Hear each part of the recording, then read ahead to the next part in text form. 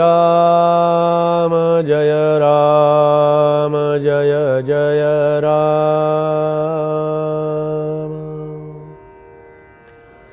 श्री राम जय राम जय जय राम। श्री राम जय राम जय जय राम।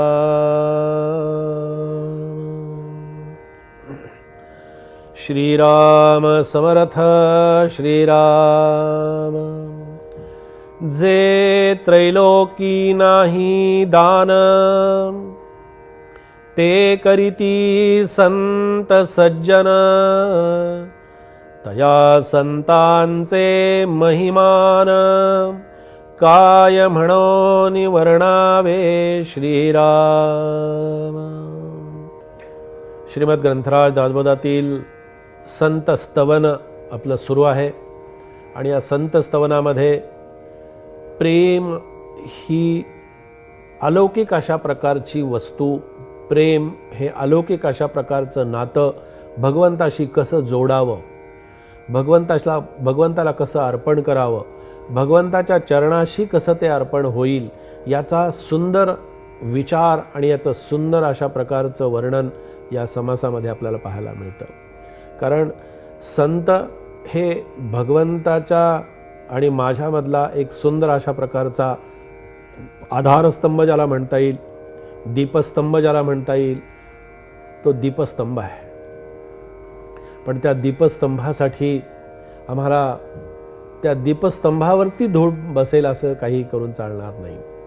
आम्हाला संत विचार जेव्हा आमच्या अंतःकरणामध्ये आम्ही घेत असतो किंवा घ्यायचे असतात, त्यावेळेला आमचं अंतःकरण हे नामस्मरणानं, आमचं अंतःकरण उपासनेनं, ध्यानानं, ओंकारानं, मानसपूजेनं आणि आमच्या आत्मपरीक्षणानं हे आमचं अंतःकरण हे हळुवार झालेलं असलं पाहिजे। हळुवार अंतःकरण याचा अर्थ कमकुवतपणा नाही, हळुवारपणा याचा अर्थ नाकर्तेपणा नाही, हळुवार याचा अर्थ काहीच जमत नाही म्हणून मी हे करतो आहे असा त्याचा अर्थ नाही। हळुवार याचा अर्थ असा आहे की भगवंताचं रूप बघितल्यानंतर माझ्या डोळ्यामध्ये पाणी यावं। येतं पाणी ना, पाणी काही येण्यासाठी काही करावं लागतं असं नाही। भगवंताला प्रेम अर्पण करावं, भगवंताला सुंदर अशा प्रकारची आपली भाव श्रद्धा अर्पण करावी।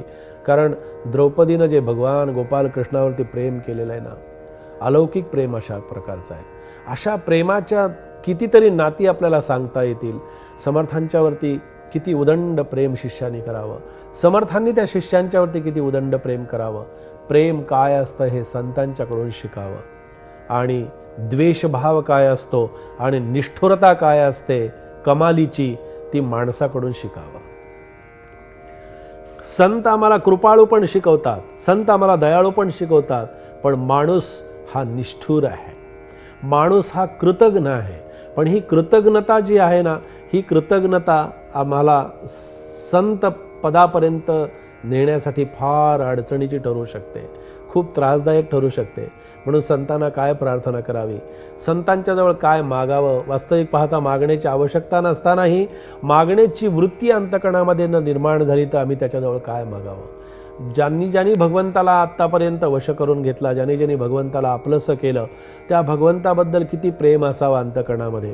आपला उद्योग काहीही असू द्या, आपला व्यवसाय कुठलाही असू द्या, संतांना कुठे असं संत म्हणतात की तो अमुक अमुक उद्योग करणारा असेल त्यानेच माझ्याकडे या, अमुक अमुक पंथाचा असेल त्यानेच माझ्याकडे या, अमुक जातीचा असेल त्यानेच माझ्याकडे या, अमुक विचारांचा असेल त्यानेच माझ्याकडे या। ना जात, ना पंथ, ना भेद, ना संप्रदाय, याच्यापेक्षाही पलीकडे जाऊन जगण्याची कला शिकवणारे कोणी असतील तर ते ज्या विश्वामध्ये फक्त संतच आपल्याला शिकवू शकतात, संतच आपल्याला हे सांगत असतात। या सगळ्या जाणीवेच्या पलीकडे जाण्याची अंतःकरणातली शुद्ध जाणीव म्हणजे संतांचं दर्शन आहे पहा। म्हणून ते संतांची आपल्याला त्याच्यासाठी प्रचिती घ्यायची आहे।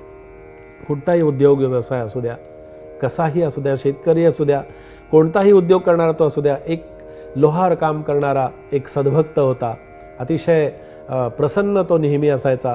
विठ्ठलाचा भक्त होता, वारकरी होता, माळकरी होता, गळ्यामध्ये माळ घातलेली होती. पंढरीची वारी हा नियमित करत होता.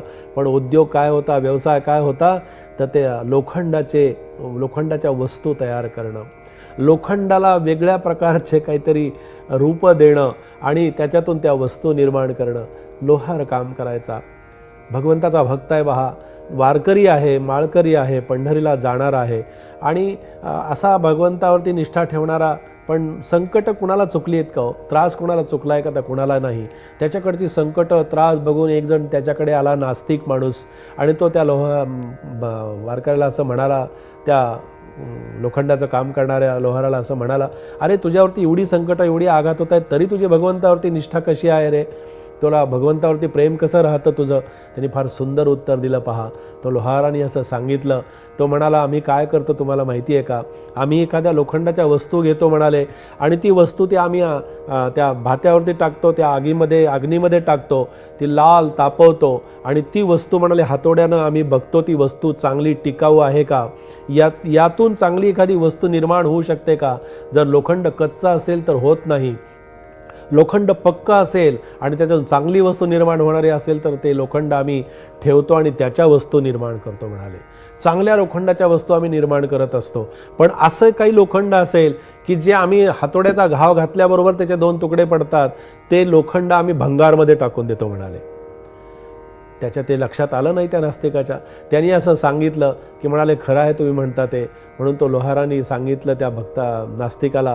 तो म्हणाला, मी फक्त माझ्या विठ्ठलाला, पांडुरंगाला एवढीच प्रार्थना करत असतो, हे विठ्ठला, हे पांडुरंगा, मला आगीच्या खाईत लोटलंच तरी चालेल, मला लाल तापवलंच तरी चालेल, पण मला भंगारामध्ये टाकून देऊ नकोस. आपण भगवंताजवळ ही प्रार्थना करावी.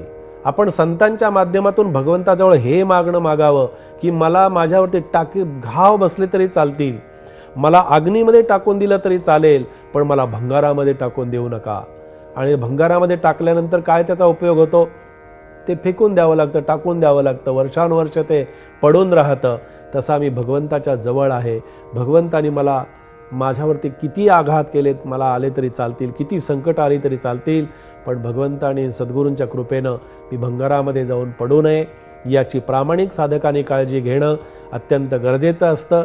हाच संत स्तवनातला विचार आज समर्थ कृपेनं इथे आपण श्रवण केलेला आहे.